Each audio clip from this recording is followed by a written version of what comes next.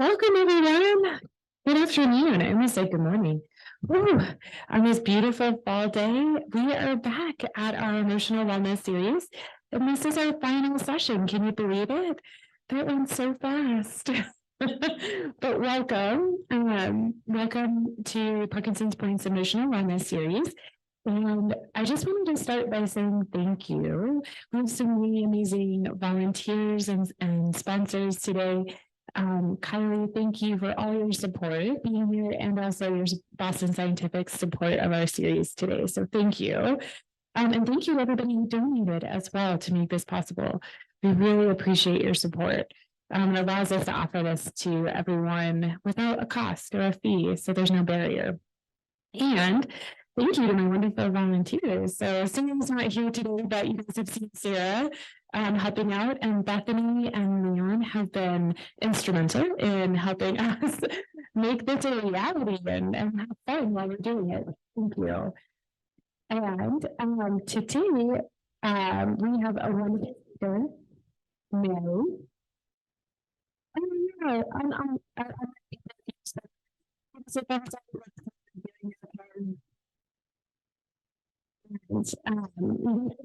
Welcome, Mary. Mary O'Hara is here to talk with us about acceptance and resilience and that winding path. So I'm going to go ahead and turn it over to her. Here we go. Okay, I'll do another sound check. Is that okay? Thumbs up for the online attendees? Oh, okay. Okay. Good afternoon, everyone. It's so nice to meet you all. As Meredith said, my name is Mary O'Hara, and I am a social worker. I work at the psychiatry department at Anschutz, and the focus of my practice there, I'm one of the therapists there, and the focus of my practice is supporting people living with neurological conditions. So I offer short-term therapy, supporting individuals and families in their experience of living with a diagnosis. So today we're going to be talking about these concepts of acceptance and resilience. I personally think they're very interconnected, and it's something we'll talk about today. Is that I'm doing?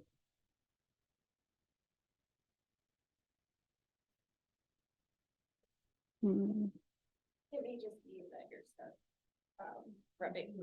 Okay.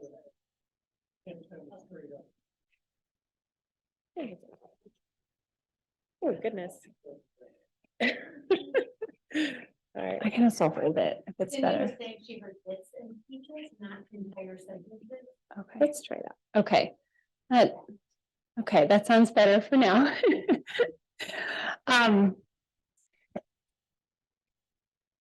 So my hope today is that we together can identify some tools that would allow you to feel like you can deepen your experience of acceptance and deepen your sense of resilience. I don't feel the need to stand up here and lecture you on these concepts. I get the sense you're familiar with these things and are probably doing a lot of this work. But again, my hope is for you to take away some tools that would be helpful to you in your experience. And really deepen your understanding and your own insights about what you're needing right now. So we're going to talk about acceptance. We're going to talk about resilience. We're going to talk about what makes them unique in Parkinson's disease. And then throughout time together, identify some tools that can be helpful to you. So I'd like to begin with an exercise. I'd like to ask you all to take a moment to define what acceptance means to you. So you have a handout on your table, and if you can take a handout, and for those of you at home, take your copy and just take a moment to really define what that word means to you.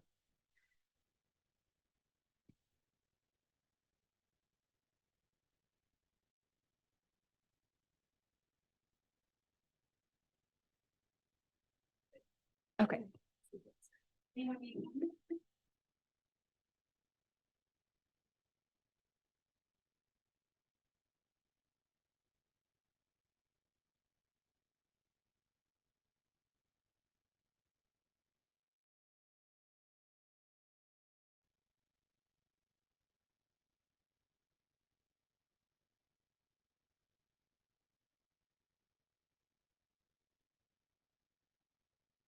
Okay, we're testing again. Okay.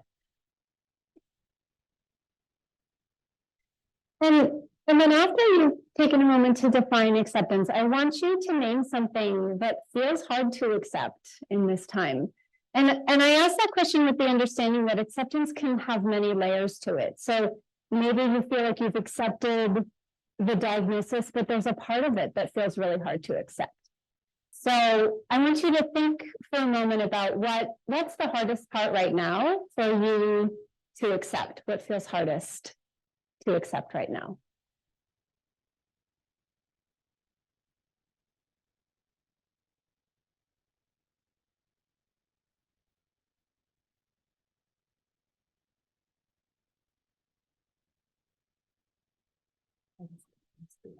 Uh,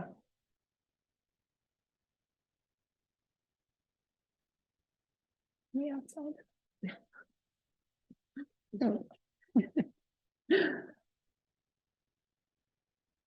Perhaps you've had to practice acceptance around other events in your life or other people in your life.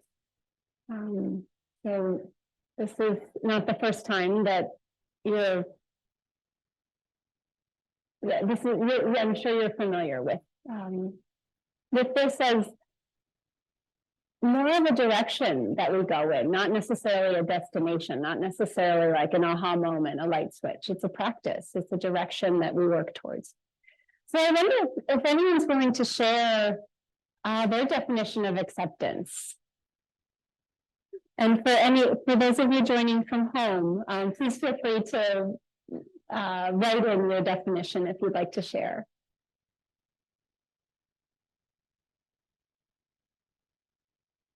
Does anyone have something they want to share? Cry and move on. That's acceptance to you. Yeah. Feel the feelings and find a way forward. Yeah. Yeah. Not understanding, but living with the situation. Mm-hmm. Yeah. So maybe there's no, there's not an explanation for it, but we have to live with it. We have to integrate it. Yeah. Yeah. That's beautiful. Anyone else? Anyone from home?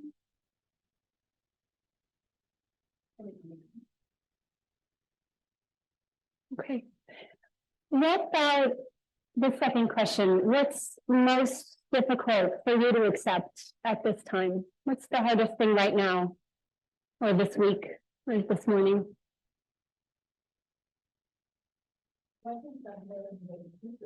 Yeah, the uncertainty, not knowing what the future holds. Yeah. And I'll never really be better and be my old self. I'll be evolving into somebody, but not who I used to. Yeah. There's no going back to what that was, that life, the way things were. Yeah. And difficulty in accepting, I don't know what that would look like. Yeah. Anyone else? Something that's difficult to accept right now? I was at a wedding over the last a week ago, and I saw all my children, my grandchildren, and I'm having a hard time accepting that I probably won't see them grow up. Yeah. So Yeah. Accepting the losses ahead, the changes ahead. And accepting maybe the feelings that come along with that, the grief that comes along with that. Yeah. Thank you for sharing that. So I want to add to your definitions here. Acceptance is really seeing things as they are in the present moment, rather than what we think they should be or what we wish they were. So it's really seeing and feeling what's happening rather than what we wish was different. This is sometimes where we get stuck with acceptance, is we get stuck in the wishing it was different, or the thoughts of it shouldn't be this way, this can't be happening, how is this happening? We had different plans, we had a different image of this time. That's where we get stuck with acceptance. And acceptance really has two parts. There's the the cognitive piece of, yes, this is happening, this is the reality before me. But then there's the acceptance of the emotions that follow. So accepting the grief that comes along with the reality, or the fear that comes along with the reality, or the uncertainty that comes along, or the sadness that follows. And so acceptance really asks us to sit with those emotions and allow ourselves to feel those feelings in order to move forward, in order to cope, to feel those difficult emotions without judging them, without saying to ourselves, I shouldn't feel this way, make this go away, I can't stand this feeling. So it's sitting in the discomfort of the hard feelings. And instead of judging ourselves for them or judging them like I shouldn't be feeling this, really being open to allowing them to be present because they belong in this moment and there's nothing wrong with how you feel. You have every right to feel those things. Acceptance is, there can be a change that comes with acceptance. When we're no longer fighting a feeling, we stop being defined by it too. So when we get stuck with it shouldn't be this way or I shouldn't feel this thing, we're just fighting against a reality. And it's like one of those finger traps where the harder we pull, the more trapped we get. But there's a belief that if we can, what's that phrase? What we resist persists. It's like the more we fight, the more we're caught. But when you're able to practice more acceptance,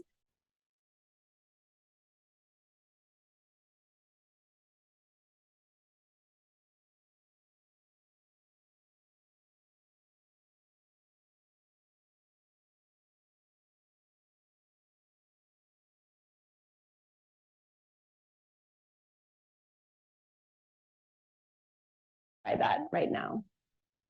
And it's something you can reflect on, but when we can practice acceptance, we can be free from those emotions that feel like they're defining this time. There's a term that you may have heard before called radical acceptance. It's kind of a buzzword these days. And it's radical because acceptance doesn't come naturally, it takes work. And so to be radical about it is really the work involved. It's a big step for our minds to say yes to the reality that's before us. And to let go of this illusion that we have control over things that we don't have control over. And when doing that, we can focus on what matters most to us in our lives and focus on the things that we can influence, we can control.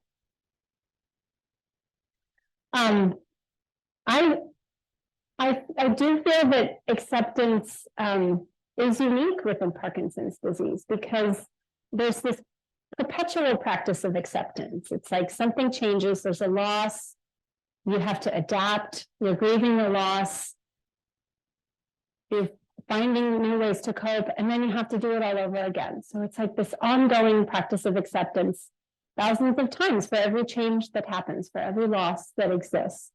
And that can be really draining. It's not just one thing you're accepting, it's hundreds of things. There's also this experience, as Lucy talked about last week, of anticipatory grief, preparatory grief. And so we can be accepting of what's happening now, but a part of you is also in the future thinking about what you're going to have to accept in the future. And so there's this work you're doing about what's ahead as well. And that's really unique to neurological illness. You're also accepting things about yourself and also accepting things about how it impacts your partner or your family. And then finally, there's this, I've heard it described as like this tightrope that people feel like they're on, the balancing act. The messaging you're getting around, be vigilant about the medications and taking care of yourself, but don't be too controlling and relax and don't be so rigid, or exercise and push yourself and stay social and stay involved, but don't overdo it to the point where you can't do it again the next day. So there's this fine line that people can feel like they're walking in. When we feel like we're on a fine line, our stress is higher, we're just less mentally flexible. And I think that impacts our ability to be accepting because we're just so focused on getting through the day.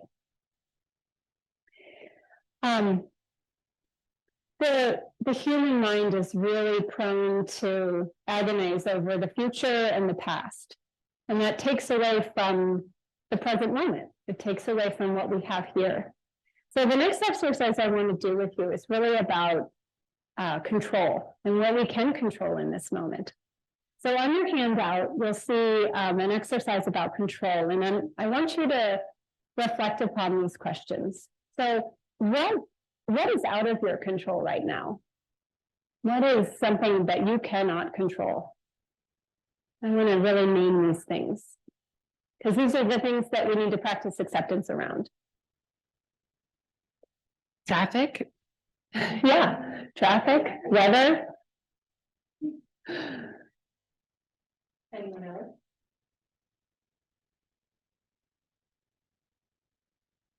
Anyone online want to share something that is really out of your control right now? We certainly, as people with Parkinson's, have a difficult time in Okay. controlling Okay. our physical resources. Yes. The progression.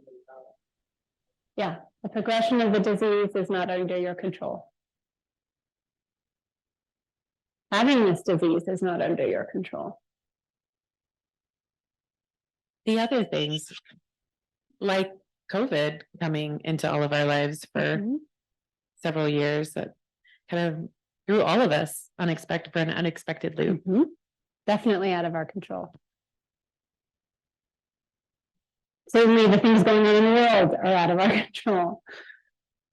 Really devastating things, yeah. What's something that is somewhat within your control? Like you have some influence over, but not full control. Yeah, definitely. Your attitude. Your attitude. I'm just thinking about things like sleep. I mean, I can Mhm. do some things, but then I can still have a really bad night of sleep and feel crummy the next day. Mhm.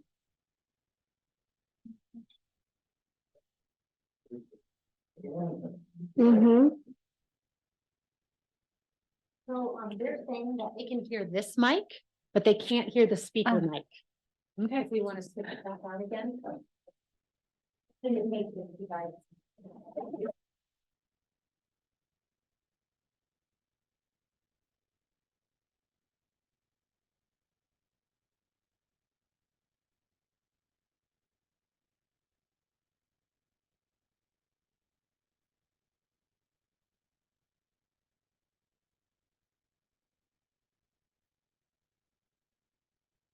Okay, let's try this again.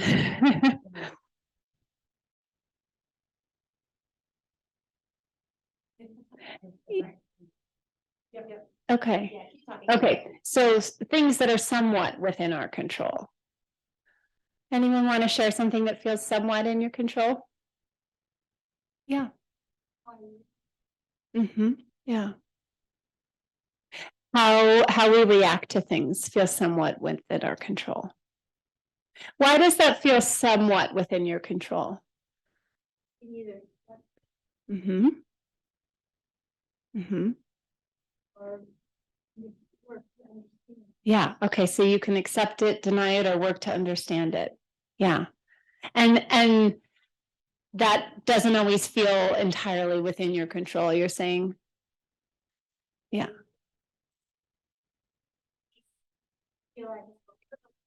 Mm-hmm. Mm-hmm. Yeah. How other people react. Yes, other people's reactions to us. We can share with them, we can be honest with them, but we can't control how they respond. Yeah. What feels like it's within your control? What's something that you feel like you can control in this time? Mm-hmm. Yeah, taking care of yourself. Yeah.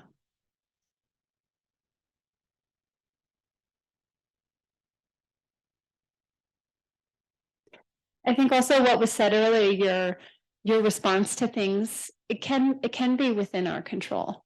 Sometimes it doesn't feel like that. Sometimes it feels like we don't have control over our emotions.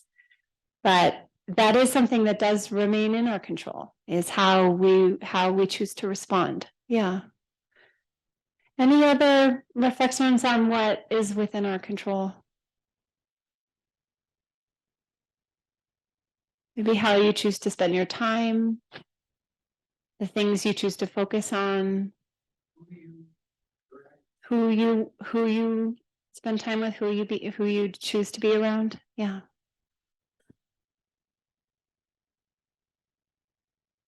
So that top list of what is out of our control, those are the things that we need to practice acceptance around.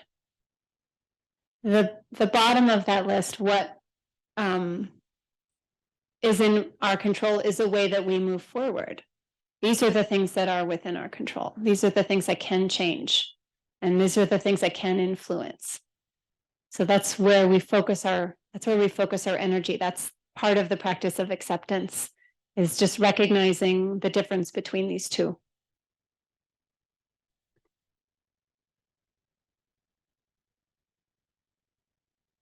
So any reflections on that exercise, or just even naming what lies within our control and what feels out of our control before we move on?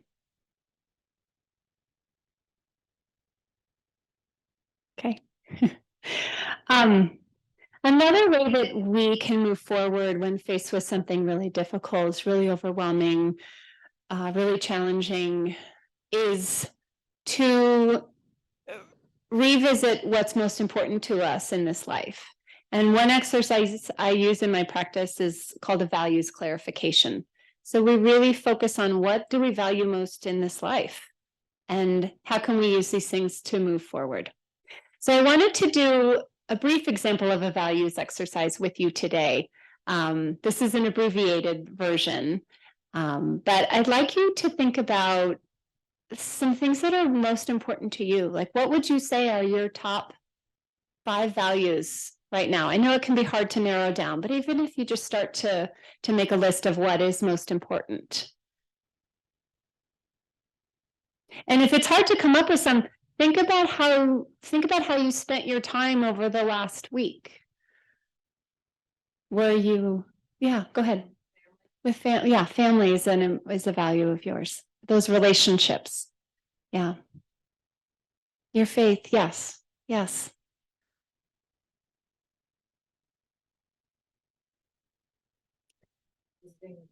Mm-hmm. Mm-hmm. Spending time with friends.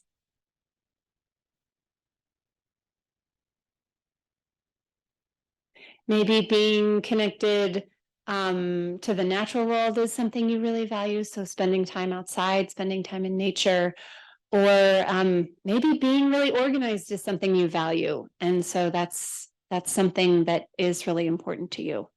Everyone's values are different, but these are really our our internal compass. This is really what makes us us, and also helps us make decisions and helps us choose how we spend our time and choose what we do in this life. So after you take a look at this list of values, I want to ask you if you feel connected with your values right now. Because it's very normal that in difficult times we start to disconnect with our values. We start to disconnect with what is most important and most meaningful to us, because there's so much going on and there's stress, and other things become the priority. So if you looked back at your last week, how you spent your time, is it a reflection of the things that you value most right now? Or is there a disconnect between what you say you value and how you're spending your time? Because our values should really reflect the things we're doing. So for example, if you spent a lot of time last week going to doctor's appointments, that's likely because you value your health and you value taking good care of yourself. So it's something to think about when we can reflect on if we are aligned with our values. Well, when we reflect upon the disconnect, am I living these values the way that I live my life and go through my day, am I embodying the things that I say are most important to me? And if not, what do I need to do to reconnect with these things? So if friendships are so important to me and I didn't see friends last week, that's something I can do differently moving forward, is I can reach out today to make plans with someone, or I can make plans in the future. I can make a regular date with people. If friendships are one of my top values, that's a way that we move forward, a way that we really ground ourselves and reconnect with what's most important to us. And sometimes when we're feeling really overwhelmed, this is a good exercise to come back to. What is most important to me in this time? And what is one thing I can do to reconnect with one of these values?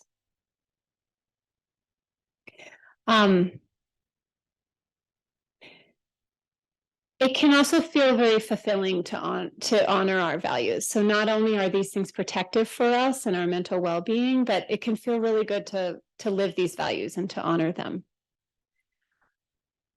So I want to start to weave in the concept of resilience. So I want you to take a moment to think about what resilience means to you. How do you define that term? Again, it's a big buzzword, maybe loaded, maybe people have told you how resilient you are, but you don't feel resilient. Or maybe it's just so vague. It's hard to really describe it. But I'd appreciate any definitions that you want to share of what resilience means to you. Being the mole in whack-a-mole. Being the mole in whack-a-mole? Okay. Yeah, even though you get hit again. Yeah, okay. Yeah, bouncing back.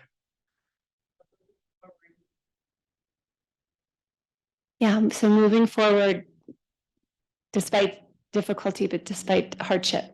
Okay. Do you feel resilient right now?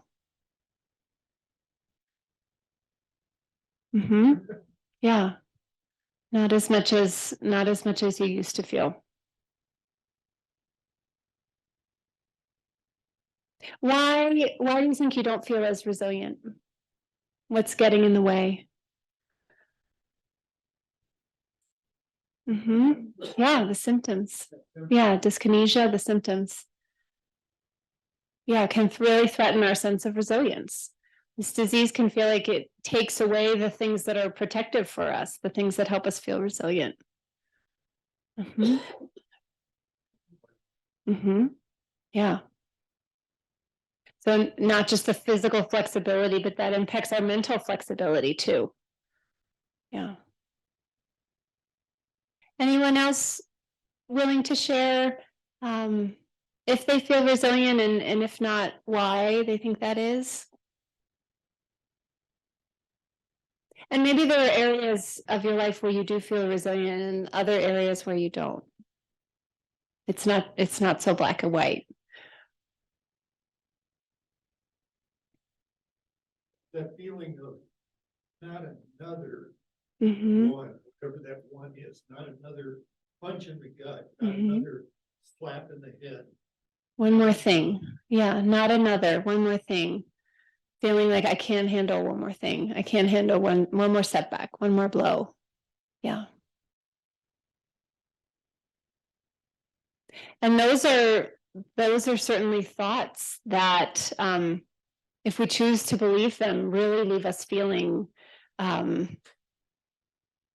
lack of resilience. Yeah. And while those are thoughts, they're not the whole story. Because I'm sure there's more to these stories too. It can feel like one more thing, one more setback. And resilience would ask us to look for what else is going on. What else? Is there something that's going okay? What's the rest of the story there? So resilience is really this emotional flexibility, and it's thought to be very protective for us. So in that sense, it's a way of thinking, it's a set of skills, and it's a set of things that we do to protect ourselves from going down kind of these dark holes of negative thinking and these thoughts of, I can't bear one more thing, I can't do this. It is a letting go of certain expectations about ourselves, certain ideas of perfectionism, some rigid thinking about how things always have to be a certain way.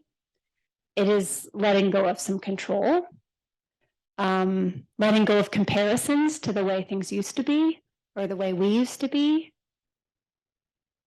So while resilience asks us to practice different ways of thinking, it also asks us to let go of some ways of thinking that don't serve us anymore. Resilience is not denying what's happening. It's not this positivity, pretending like everything's okay, or pretending that things aren't hard. And it doesn't mean that things aren't hard. It doesn't mean, it doesn't make the pain go away. But again, it's a tool that we can use to move forward, to deepen our resilience. So resilience also asks us to feel our feelings, to be vulnerable. To be resilient is to allow yourself to feel the range of emotions that you feel. And it says that we need tools to manage those feelings. So it's asking us to feel our feelings and have ways of coping with them. It's also asking us to listen to our needs, like listen to what we need in that moment and not just keep going and move forward and just march on. It's also asking us to take stock in that moment of what we need, if we're doing okay, to check in with ourselves and respond to that. Resilience is also asking us to practice some self-compassion. And maybe you've heard about this from one of the other speakers in this series. But self-compassion is really the essence of not being mean to yourself. It's being as kind to yourself as you would be to someone else you love. And so there's three parts to it. We recognize the pain, so we say, this is really hard. And that is mindfulness. And the second part of self-compassion is recognizing we're not alone, common humanity. So we say, I'm not alone in this pain. I'm not alone in this moment. I'm not alone in this experience. And the third part of self-compassion is saying something kind to yourself that you would say to a friend. So something like, I'm doing the best I can, or I need to give myself the love and patience and support in this moment that I need. So this time is hard enough, and when we beat ourselves up about it or we're critical of ourselves, it just leaves us feeling worse. So self-compassion is really the antidote to that inner critic that comes up and is so hard on us. Have you heard about self-compassion before? Did anyone cover that? Okay.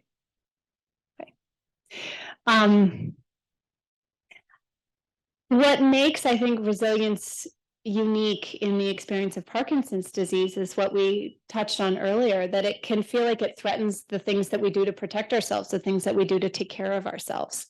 It can interfere with seeing our friends. It can leave us feeling isolated. It can take away some of our hobbies. It can impact our sleep, all these things that are so protective for our well-being.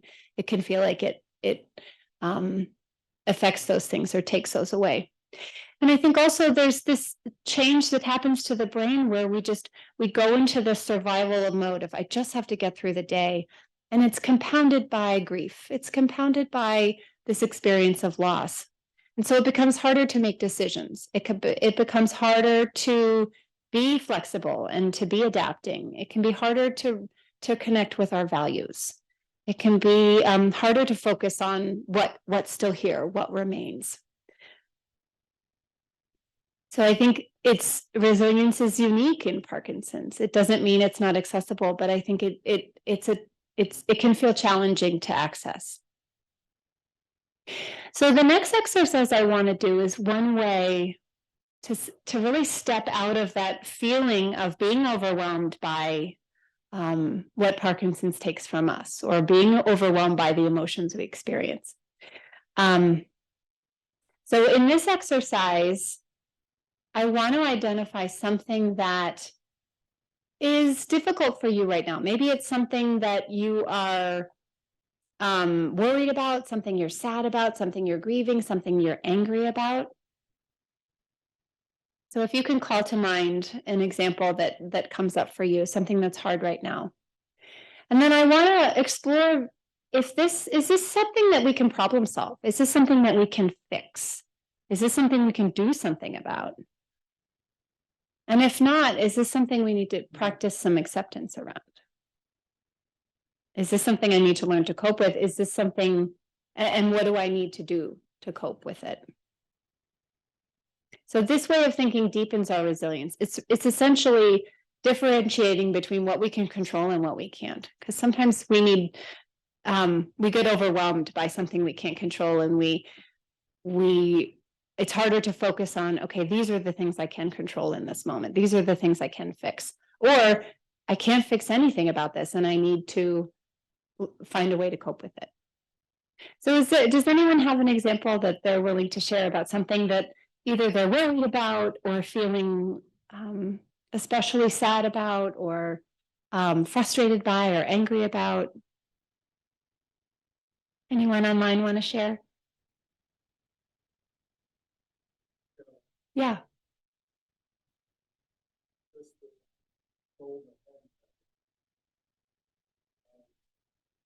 Being very good in business. Mm. And I had a hard time just understanding the closing statement. Mm-hmm. That drove me nuts. Mm-hmm. My wife was very adapted doing that. I got so frustrated around it, I said, what is happening? Mm-hmm. Yeah. So I'm so frustrated I can't do something I used to do much more easily. Yeah.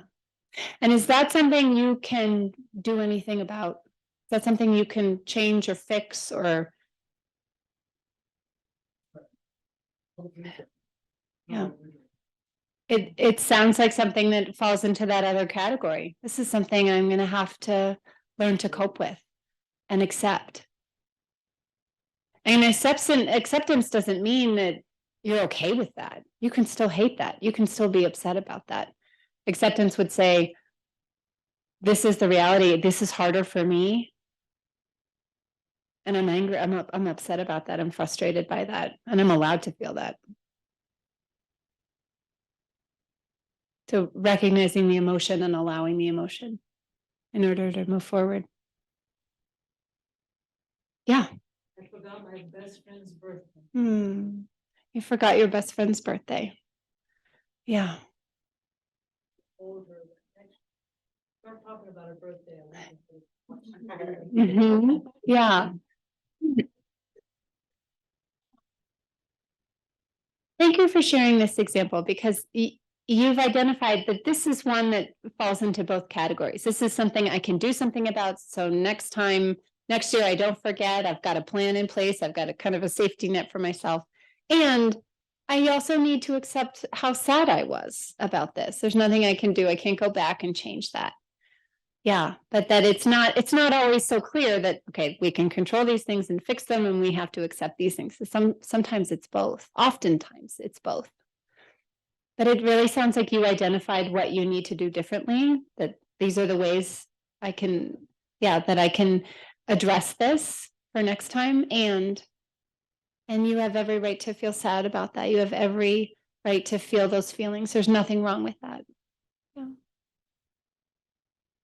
And if we included some self-compassion instead of some self-criticism, that this is hard, I'm not alone, and I'm doing the best I can. She knows I love her. That wasn't intentional.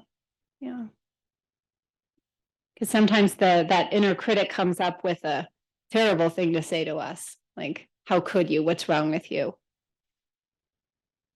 And the self-compassion is really the antidote to that, to turn that critic down. Yeah.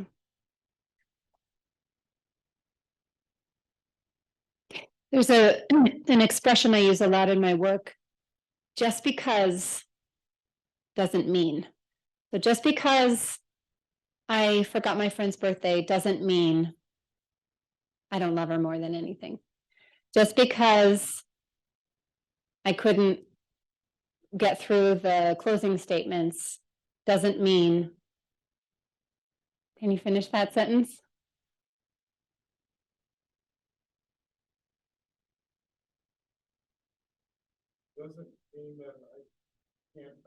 continue to go on with help from others.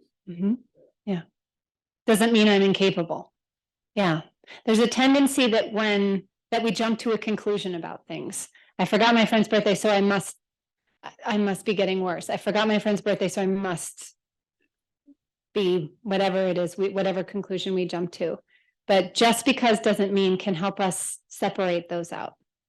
Just because this happened doesn't mean I'm not worthy, doesn't mean I'm incapable, doesn't mean I'm not doing the best I can.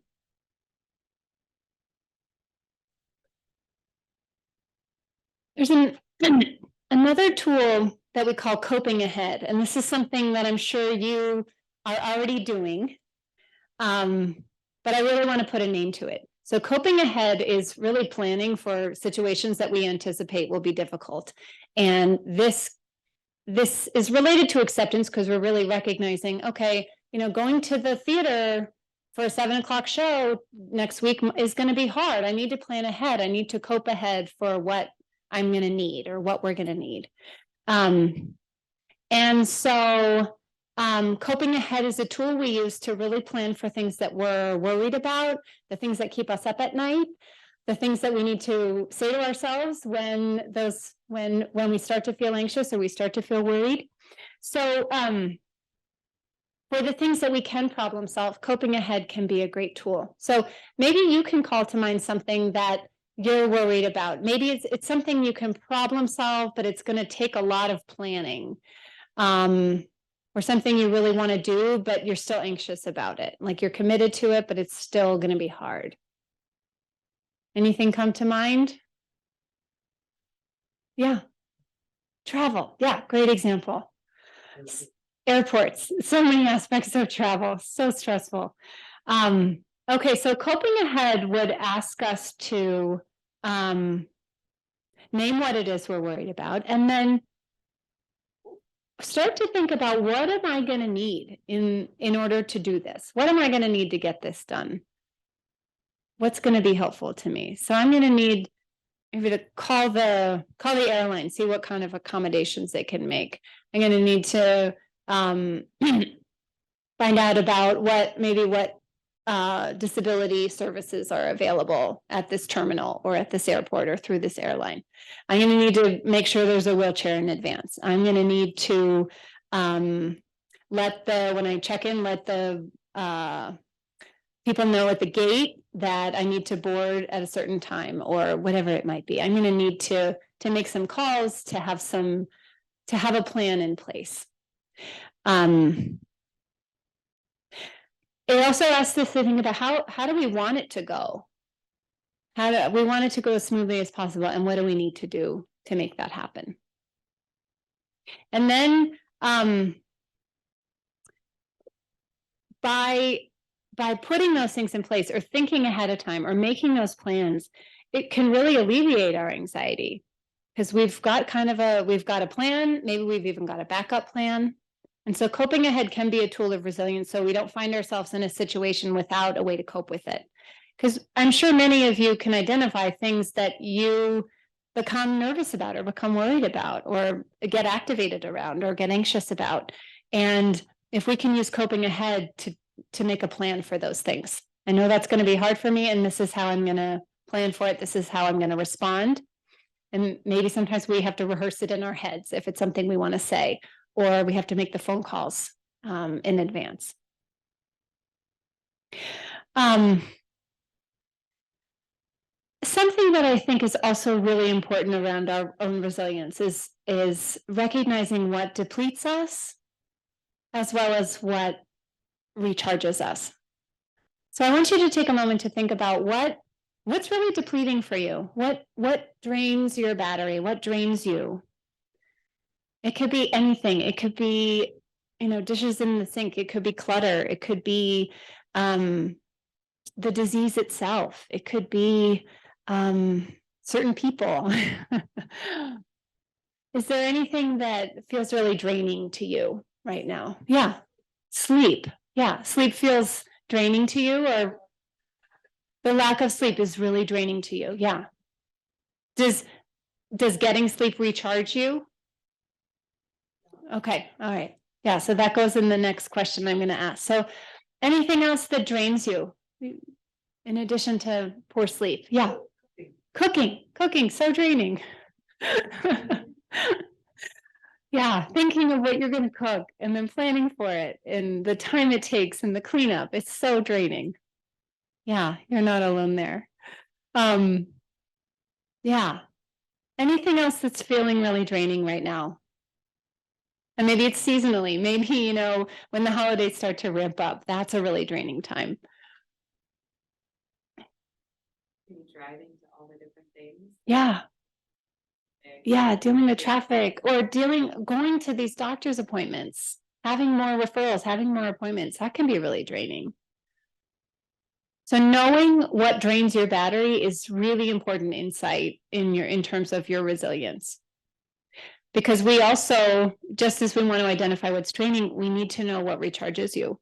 We need to identify what brings you back, what lights you up, what restores you. So anyone want to share what recharges them? Half-hour nap in the afternoon. I love it. Yes. Gentle music is really, really recharging for you. Yeah, really restorative. Maybe, yeah. A hug. Yes. That physical touch can really be so recharging, just being held or holding someone else. And actually, there's a practice I teach, or a tool I teach in my practice called the welcome home hug. And it's just a hug that we linger in, that we stay with someone. It's like the hug you'd give someone when you haven't seen them in a long time, or you meet them at the airport if they come in the door. And it can really communicate to our bodies, you're safe, you're loved, I'm here. It can be so comforting. So, and we don't even need words. It's just that physical holding of the body that tells our body all those things. So yeah, really beautiful, a hug. Anything else that's recharging to you? Yeah. Yeah. Time with friends, time with people we love, time with people that make us laugh, that connect us to parts of ourselves that we really love. Yeah. And so when we know these things, it's a little bit easier to make certain decisions for ourselves or listen to ourselves. So if we know, okay, I'm going to have a really demanding few days this week, I need a recharge on each of these days. I need to do something small that's going to recharge me. I need to plan things that are going to help me feel restored within that really busy week. Or just even recognizing I am doing so many things that deplete me. Who can help? Who can I delegate something to? How can I cook less? Who can, yeah. Yeah, so how can I recharge more often, and how can I decrease the depletion or adapt it? And I'm not talking about, you know, huge, grand things. I'm talking about really small changes, because that's all we do have control over. Maybe all you do have is 5 minutes of relaxing music in your car before you go into an appointment that might be really draining. And so knowing these things about yourself that restore yourself can help you integrate those things into your day. A phone call here or there, music here or there, a prayer you say to yourself, or a mantra you have for yourself.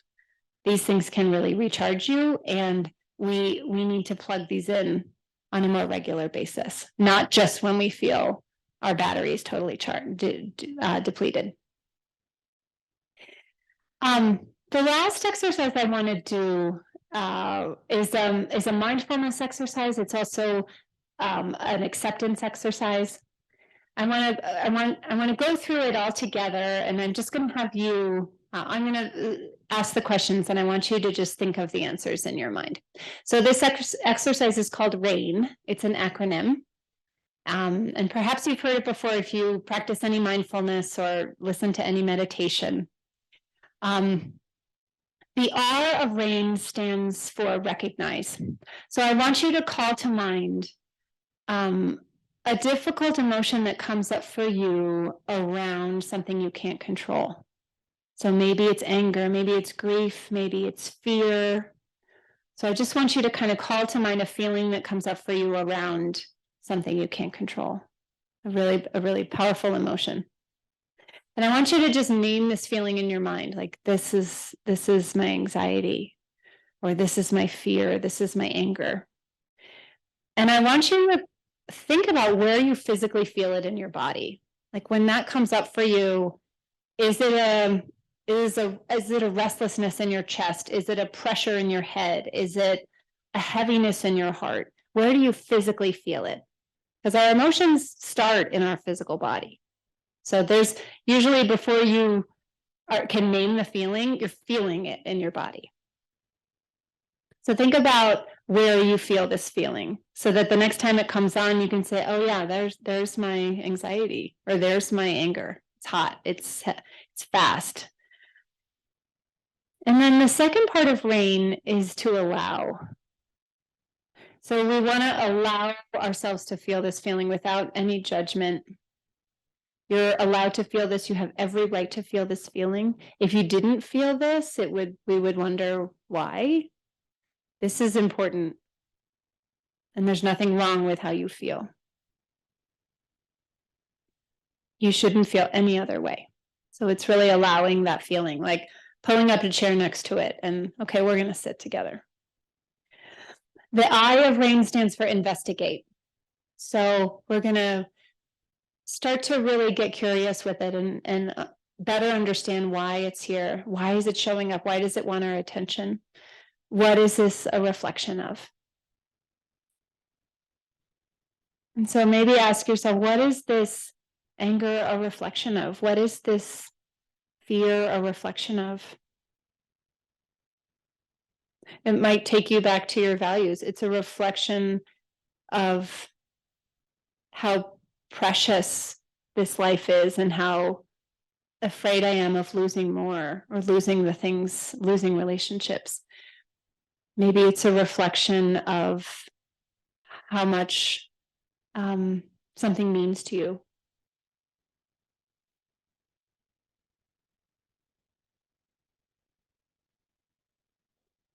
And then after we investigate and kind of deepen our understanding of why it's here, we nurture ourselves.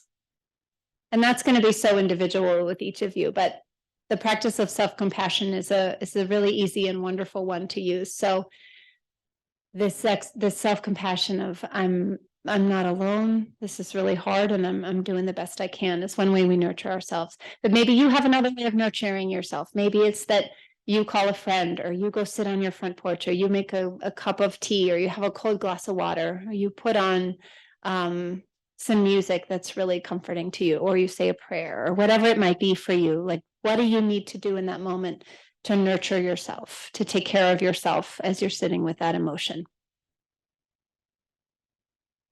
So again, this is something we go through when we are faced with emotions around things we can't control. This is the tool we can use to deepen to practice acceptance and deepen our understanding of why we feel these things. Our feelings are information. We need to listen to them in order to move forward. So I'll share a few more concluding thoughts before we wrap up. Acceptance and resilience are really so intertwined and so connected. When faced with things that we cannot control, like this disease, we're really left to think about our control and how we respond to it, how we think about it, our relationship with it, and focus on what matters most to us in this life. What are our values, and how do we commit to those to move forward? How do we recommit to those? What else can we do that's protective for us personally? What do we know recharges us? What do we know depletes us? And what are the circumstances that we can alter? What are the small things that we can do differently so that we can let go of the things that we cannot change? And I think that one of the biggest takeaways for both acceptance and resilience is allowing yourself to feel what you feel without any judgment, and have ways to manage those emotions. And if you're needing support around that, certainly, I think getting some individual help to identify what tools work for you. Some individual therapy to identify what is going to be most nurturing and supportive for you. So I'm sure you've heard some of this man's quotes before, but I think they're worth repeating. It was Viktor Frankl who said, "Everything that can be taken from a man but one thing, the last of the human freedoms, to choose one's attitude in any given set of circumstances, to choose one's own way." So we always have that. We always have the choice in how we respond to whatever we're faced with. So thank you so much for participating in all the things I asked you to do today. I really hope that one or a few of these things resonates with you and you take some insight around your own needs and your own experience and what can deepen your own sense of resilience and acceptance in this time. So thank you very much.